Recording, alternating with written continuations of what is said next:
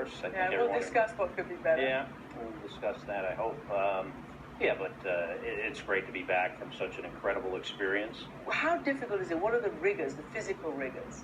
Well, it's a harsh environment. You have, because you're floating in microgravity, essentially zero gravity, our bodies recognize that, and it recognizes that you no longer need your skeleton or your muscles. So as far as your bone, it gets rid of that at 1% a month if you didn't do anything about it. So if you didn't exercise after 100 months, you'd be an invertebrate. That is incredible. Yeah. Absolutely. So that is one of the reasons why you all are so rigorously exercising Yes, up there. to prevent bone loss, muscle loss.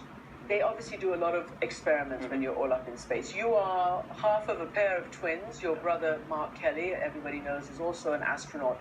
And NASA did some experiments testing you versus your brother who was on Earth. What did they do? What did they find out? They found out that I am more handsome and more intelligent. Apart from that. Oh, besides that? So, a few things so far. Science is a long process, so there'll be research papers being published for the coming years.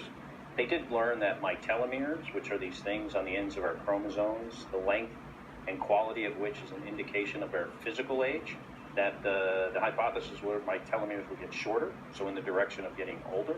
Compared to my brother Mark, what they found was the exact opposite. Wow. So basically what you're saying, I think, is that actually you were under less stress in space than Mark, who was on Earth, and he showed more aging.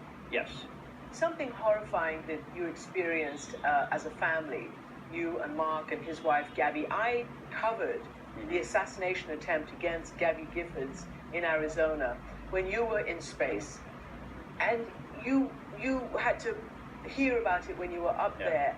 And then since you've been down, you have also been around to see another mass shooting in the United States, actually when you were on Earth. Many mass shootings over the last year. What's the right way for Americans to have their guns and have the country be safe? You know, I'm a believer in the Second Amendment, as my brother and Gabby are as well. What I will say is what we're doing now clearly does not work. And when something isn't working, we need to do something else.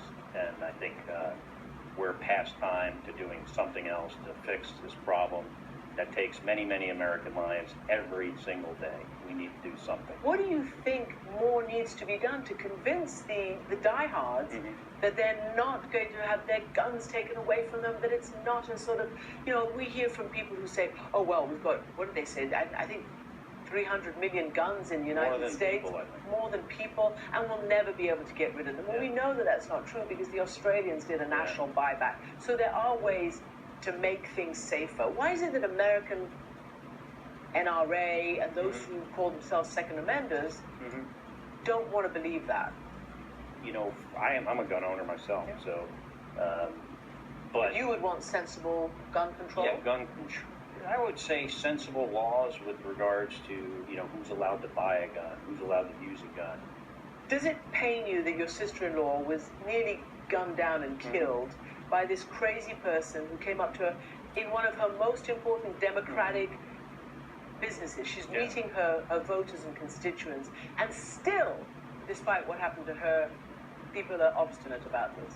Yeah, you know, it's heartbreaking what happened to her and the other people. 10-year-old girl was killed that day, Christina Taylor Greene. Yeah, it's just hard to comprehend why this continues to happen in our country, and many, many people are okay with the status quo. This is just how it's going to be. Hard to understand. Are you worried also about the status quo, and this is just how the Trump administration wants it to be when it comes to the climate? That's clearly must be your issue, having been up in space and seeing so vividly what's at stake down here. Yeah, so we have a beautiful planet. We should be very, we should feel very fortunate. But parts of it are visibly polluted from space. And now we are alone in the world as the, you know, not only the most powerful and the richest nation on Earth, but the only one that denies climate change. And I personally think that everyone should have the right to have their own opinion. What I have a hard time understanding is when you are not a scientist, when you are not a climatologist, for you to somehow say, well, those 97% of the experts that have studied this issue their whole lives, they're all wrong. And me, with no experience in this issue, with no background, with no understanding, I am right. And finally, after all your experience and this unbelievable experience you've had up in space, what would you say to young boys and girls who are either looking for a career or an experience here or in the greater world, whether it's about climate or the political issues and, gun control? What would you say to young people?